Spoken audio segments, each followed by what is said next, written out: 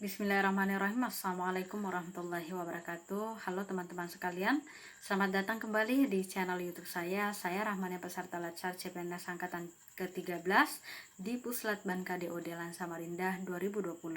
Teman-teman sekalian, pada kesempatan ini saya kembali akan mereview materi terkait dengan manajemen ASN.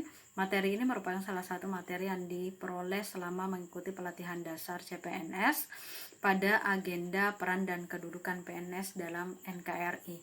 Teman-teman sekalian, apa sih yang melatar belakangi kenapa kemudian manajemen ASN ini merupakan sesuatu hal yang penting dalam penyelenggaraan pelayanan publik? Jadi, kemajuan teknologi informasi dan transportasi menjadikan akses menjadi semakin mudah untuk diterapkan. Namun kenyataannya birokrasi masih menjadi hambatan terhadap pembangunan di negeri ini. Hal ini bisa dilihat di Indonesia masih tingginya kasus korupsi yang terjadi. Nah, selain karena faktor internal ini, juga karena dorongan dari luar, yaitu kita memasuki era globalisasi di mana sekat-sekat atau batas antar negara kemudian menjadi tidak ada lagi ya dengan adanya globalisasi ini. Arus persaingan semakin tinggi, kemudian bagaimana caranya Indonesia bisa bertahan di kondisi seperti ini, di persaingan yang semakin ketat ini, maka harus ada reformasi birokrasi yang lebih baik ya. Salah satu yang bisa dilakukan adalah di lingkungan pemerintah, memperbaiki birokrasinya, memperbaiki sumber daya manusianya, sehingga tetap mampu bertahan atau bersaing dengan negara-negara yang ada saat ini.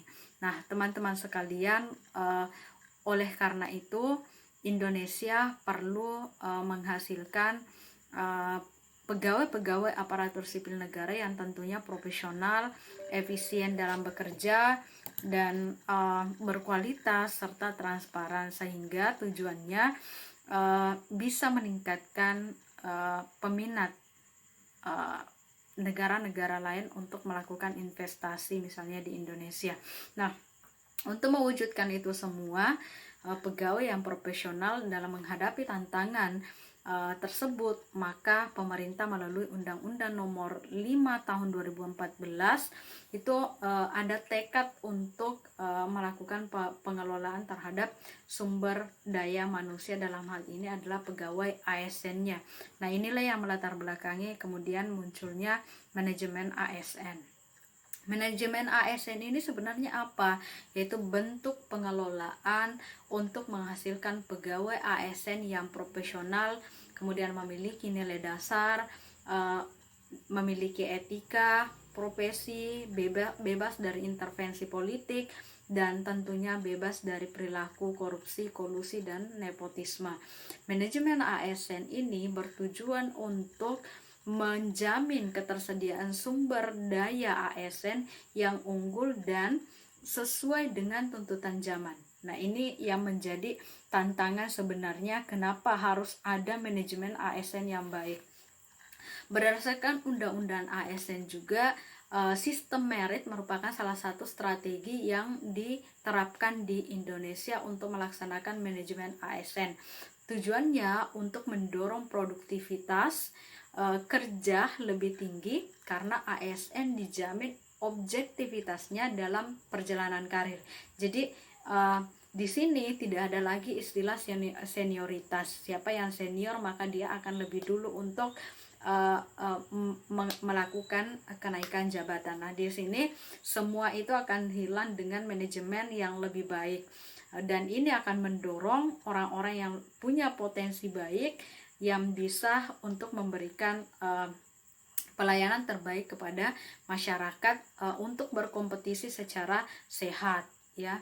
Nah, dengan demikian maka harapannya akan muncul ASN yang berkualitas.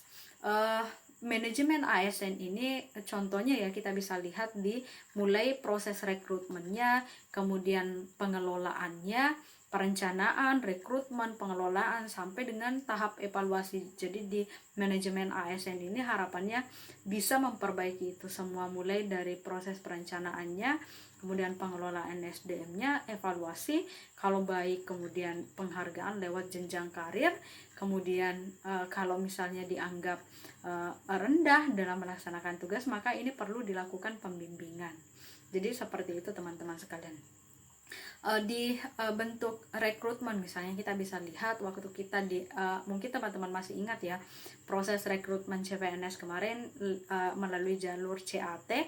Jadi prosesnya benar-benar sudah melewati tahap yang transparan ya, jadi tidak ada lagi persaingan yang tidak sehat. Ini malah persaingannya jelas ya, kita bisa lihat secara langsung nilainya lebih transparan, lebih efisien, efektif, dan tentu menghasilkan ASN yang berkualitas karena persaingannya begitu ketat. Nah, tujuannya ASN yang berkualitas tentu adalah memberikan pelayanan yang berkualitas juga. Teman-teman sekalian, apa sih pentingnya kita belajar tentang manajemen ASN ini? Harapannya kita bisa menjadi bagian dari orang-orang yang bisa bekerja secara profesional nantinya, ya. Dan harapannya juga ketika kita menghadapi sebuah permasalahan dalam pelayanan publik di lingkungan kerja, kita bisa punya solusi untuk menyelesaikan ini semua dengan pendekatan manajemen ASN, misalnya perlu pengelolaan sumber daya manusianya. Baik teman-teman sekalian, mungkin ini yang bisa saya sampaikan. Lebih dan kurangnya saya mohon dimaafkan. Sekian, assalamualaikum warahmatullahi wabarakatuh.